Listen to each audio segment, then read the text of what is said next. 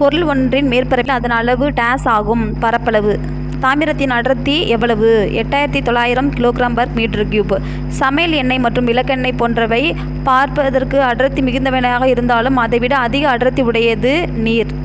பூமிக்கும் சூரியனுக்கும் இடையுள்ள தொலைவு 147.1 மில்லியன் கிலோமீட்டர். கல்லின் கன அளவு குறைந்துள்ள நீரின் கன அளவிற்கு சமம். தவறு. கல்லின் கன அளவு குறைந்துள்ள நீரின் கன அளவிற்கு சமம்னா தவறு.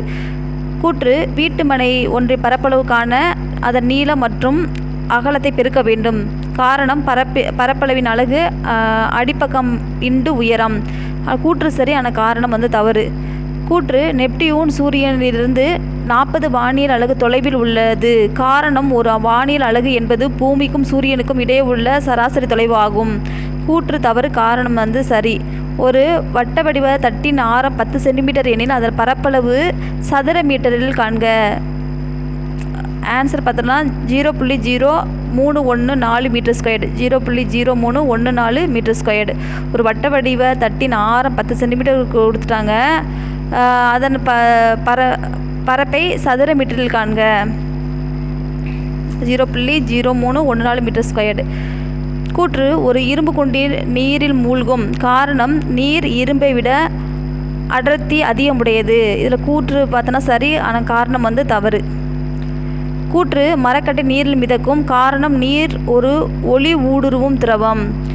இதில் ஆன்சர் பாருங்கள். கூற்று மற்றும் காரணம் இரண்டும் சரி, ஆனால் காரணம் கூற்றுக்கான சரியான விளக்கம் அல்ல. கூற்று பார்த்தா மரக்கட்டை நீரில் மிதக்கும். காரணம் நீர் ஒரு ஒளி ஊடுருவும் திரவம். இதில் பார்த்தா கூற்று சரிங்கிறாங்க. கூற்று மற்றும் காரணம் சரி, ஆனால் இதற்கு சரியான விளக்கம் இல்லை அப்படிங்கிறாங்க. கூற்று கல்லின் கன அளவை அளவிடும் முகவை மூலம் அளக்கலாம். காரணம் கல் ஒரு ஒழுங்கற்ற வடிவமுடையது. கூற்று மற்றும் காரணம் சரி, கூற்றிற்கான சரியான விளக்கம். ஓரலகு பருமனில் குறைந்த எண்ணிக்கையிலான மூலக்கூறுகளை கொண்ட பொருள் அடர்த்தி அதிகமுடைய பொருள் எனப்படும். இது தவறு. ஓரலகு பருமனில் குறைந்த எண்ணிக்கையிலான மூலக்கூறுகளை கொண்ட பொருள் அடர்த்தி அதிகமுடைய பொருள் எனப்படும்னா தவறு. தொலைவு மற்றும் இடப்பெயர்ச்சி இவற்றின் எஸ்ஐ அலகு மீட்டர். தொலைவு மற்றும் இடப்பெயர்ச்சி இவற்றின் எஸ்ஐ அலகு மீட்டர். ஒரு நாட்காட்டி மைல் என்பது டேஸ் ஆகும். 1.852 1.852 கிலோமீட்டர். ரயில் நிலையத்திற்கு வரும் தொடர்வண்டியின் இயக்கம் சீரற்ற திசைவேகம். அதாவது ரயில் நிலையத்திற்கு வரும் தொடர்வண்டியின் இயக்கம் சீரற்ற திசைவேகம். கூம்பினை எவ்வாறு நகர்த்தினாலும் அதே நிலையிலேயே நீடித்து இருப்பது நடுநிலை சமநிலை. கூம்பினை எவ்வாறு நகர்த்தினாலும் அதே நிலையிலேயே நீடித்து இருப்பது நடுநிலை சமநிலை. உசேன் போல்ட் 100 மீட்டர் தூரத்தினை டேஸ் எவ்வளவு வினாடிகளில் கடந்தார்? 9.58. ஒரு பொம்மையின் டேஸ் அதன் மொத்த எடையும் பொம்மையின் மிக கீழான அடிப்பகுதியில் அமைந்து இதன் காரணமாக பொம்மையானது மிக மெல்லிய அலைவுடன் நடனம் போன்று தொடர்ச்சியான இயக்கத்தினை தோற்றுவிக்கிறது. ஈர்ப்பு மையம். ஒரு நாட் என்பது ஒரு மணி நேரத்தில் ஒரு நாட்டின்கள் மைல் தொலைவு கடக்க தேவைப்படும் வேகமாகும். ஒரு நாட் என்பது ஒரு மணி நேரத்தில் ஒரு நாட்டிக்கல் மைல் தொலைவு நடக்க தேவைப்படும் வேகமாகும். சரி. ஒரு பொருள் சமகால இடைவெளியில் சம தொலைவினை கடந்தால் அப்பொருள் சீரான வேகத்தில் செல்கிறது. சரி. ஒரு பொருள் ஒவ்வொரு வினாடிக்கும் திசை வேகத்தில் ஏற்படும் மாறுபாடு அடைவது இல்லை. இதற்கு சீரற்ற முடுக்கமாகும். தவறு. அளவுகோலானது ஒரு தாங்கின் மீது அது ஈர்ப்பு மையத்தில் நிறுத்தப்படும் போது சமநிலையில் நிற்கிறது. சரி. கூற்று ஒரு பேருந்தானது தஞ்சையிலிருந்து திருச்சியை நோக்கி செல்கிறது. காரணம் வேகம் மற்றும் காலத்தின் மதிப்புகள் அட்டவணைப்படுத்தப்பட்ட வரைபடமானது வரையப்படுகிறது. கூற்று மற்றும் காரணம் சரி, காரண கூற்றிற்கான சரியான விளக்கம். கூற்று ஒவ்வொரு வினாடியும் பஸ்ஸின் வேகமானது கணக்கிடப்படவில்லை. காரணம் பந்தயக்காரர்கள் உயரம் குறைவாகவும் அகலமானதும் தயாரிக்கப்படுவதால் அது சமநிலை அதிகரிக்கப்படுகிறது. இதில் கூற்று தவறு, காரணம் சரி. ஒரு பொருள் திசைவேகமானது காலத்தினை பொறுத்து குறைந்து வந்தால் அப்பொருள் ஏற்படும் முடுக்கம் எதிர்முடுக்கம் எனப்படும். சரி. இடப்பெயர்ச்சி மாறுபடும் வீதம் வேகம் எனப்படும். தவறு. ஒரு சிறுவன் குடைரட்டினத்தில் 10 மீட்டர்/வினாடி வேகத்தில் மாறா வேகத்தில் சுற்றி வருகிறான். இக்கூற்றிலிருந்து நாம் அறிவது சிறுவன் இயக்கம் மாறுபட்ட இயக்கமாகவும், அது சிறுவனின் இயக்கம் முடுக்கப்பட்ட இயக்கமாகும். கீதா தனது வீட்டிலிருந்து பள்ளிக்கு மிதிவண்டியில் 15 நிமிடங்களில் சென்றடைகிறாள். சென்றடைகின்ற மிதிவண்டியின் வேகம் 2 மீட்டர் எனில் அவளது வீட்டிற்கும் பள்ளிக்கிடையே உள்ள தொலைவு 1.8 கிலோமீட்டர். பின்வரும் எப்பொருள் அணுக்களால் ஆனது? நீர், காற்று, அரிசி. இதெல்லாம் மேற்கண்ட அனைத்தும் அணுக்களால் ஆனது.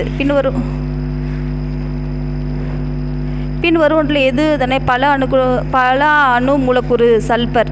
இயற்கையில் கிடைக்கும் தனிமங்களின் எண்ணிக்கையாவது 94. மின்சாரத்தை கடத்தும் அலோகம் எது? கிராபைட். பின்வருவற்றில் எது சேர்மம் அல்ல? ஆக்சிஜன். மிக குறைந்த ஒளியியல் நுண்ணோக்கினை கொண்டு நம்மால் அணுக்களை காண இயலும். தவறு. நைட்ரிக் ஆக்சைடு ஒரு ஈரணு மூலக்கூறு. சரி. பூமியில் கிடைக்கக்கூடிய வைரம் கடினமான பளபளப்பான உலோகமாகும். தவறு. சோடியம் குளோரைடை வடிகட்டுதல் போன்ற இயற்பியல் முறையில் சோடியம் மற்றும் குளோரினை பிரிக்க இயலாது. சோடியம் குளோரைட்டை வடிகட்டுதல் போன்ற இயற்பியல் முறைகளால் சோடியம் மற்றும் குளோரினை பிரிக்க இயலாது. சரி. திண்மத்தை வெப்பப்படுத்தும் போது அதன் துகள்கள் ஆற்றலை இழந்து தீவிரமாக அதிர்வுறுகின்றது. தவறு. தனிமங்களின் குறியீட்டை எழுதும்போது முதல் எழுத்து சிறிய எழுத்திலும் இரண்டாவது எழுத்து பெரிய எழுத்தில் எழுத வேண்டும். தவறு. மனித உடலின் நிலை ஏறத்தாழ 99% நிறையானது டேஸ் வேதியியல் தனிமங்களால் மட்டுமே ஆனதாகும். 6. கீழ்கண்டவற்றில் ஒரு தனிமம் மற்றும் சேர்மத்தின் மூலக்கூறை குறிக்கக்கூடிய எளிய மற்றும் அறிவியல் பூர்வமான முறை வேதியியல் வாய்ப்பாடு. கூற்று: ஆக்சிஜன் ஒரு சேர்மம். காரணம், ஆக்சிஜனை எளிய முறையில் உடைக்க முடியாது. கூற்று தவறு. காரணம் சரி. ஹைட்ரஜன் ஒரு தனிமம். காரணம், ஹைட்ரஜனை எளிய வகையில் உடைக்க முடியாது.